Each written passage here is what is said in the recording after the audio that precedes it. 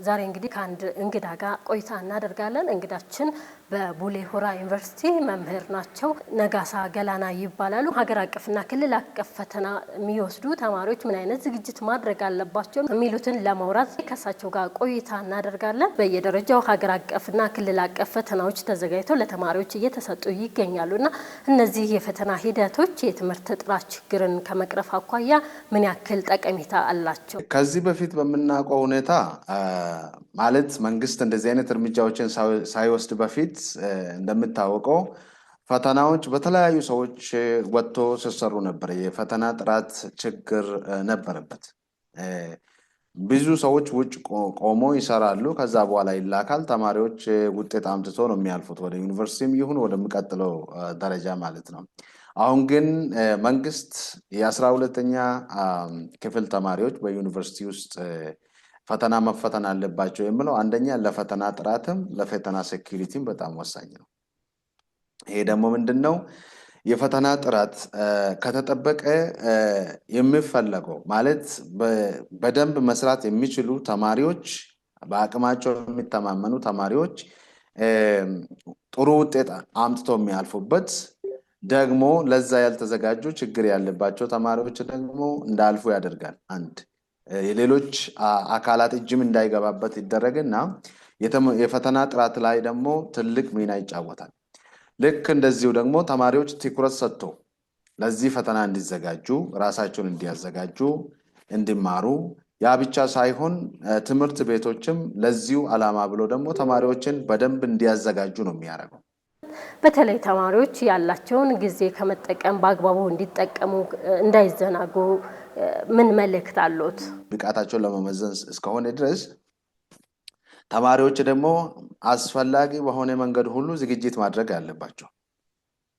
ማንበብ አለባቸው። ማጥናት ጊዜያቸውን እዛ ላይ ትኩረታቸውን እዛ ላይ አድርጎ ማጥናት አለባቸው።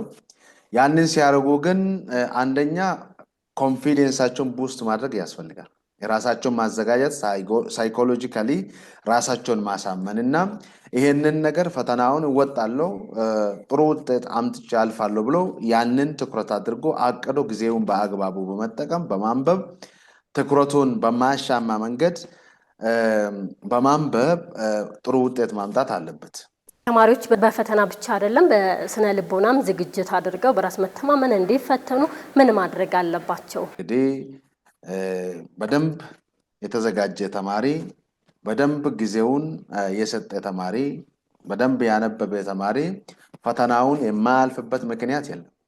ስለዚህ ራሳቸውን ማዘጋጀት፣ ሁለተኛ ደግሞ አስፈላጊ ከሆነ ከሌሎች አካላት ጋር ከመምህራን ጋር ከትምህርት ቤት ማህበረሰብ ጋር ከቤተሰቦቻቸው ጋር በመነጋገር ያንን በአግባቡ ማጥናትና መዘጋጀት ያስፈልጋል። ተማሪዎች የቀሩትን ጊዜ በአግባቡ እንዲጠቀሙ ከማድረግ አንፃር ከማንስ ምን ይጠበቃል? ተማሪዎችስ ምን ማድረግ አለባቸው? በተለይ መምህራን፣ ወላጆች እንዲሁም ሌሎች አካላትም ተማሪዎችን ከማገዝ አንፃር ፈተናቸውን በአግባቡ እንዲፈተኑ ከማድረግ አንፃር ከማን ምን ይጠበቃል? ምን መደረግ አለበት? ትምህርት ጥራት ሂደት ነው። በአንድ ቀን በአንድ ጊዜ ወይ ደግሞ ኦቨርናይት የሚመጣ ነገር አይደለም።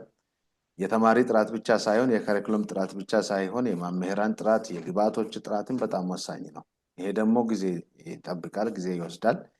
ስለዚህ መንግስት አንደኛ የጀመረውን እንቅስቃሴዎች አጣርቶ አጠናክሮ ሊሄድበት ይገባል።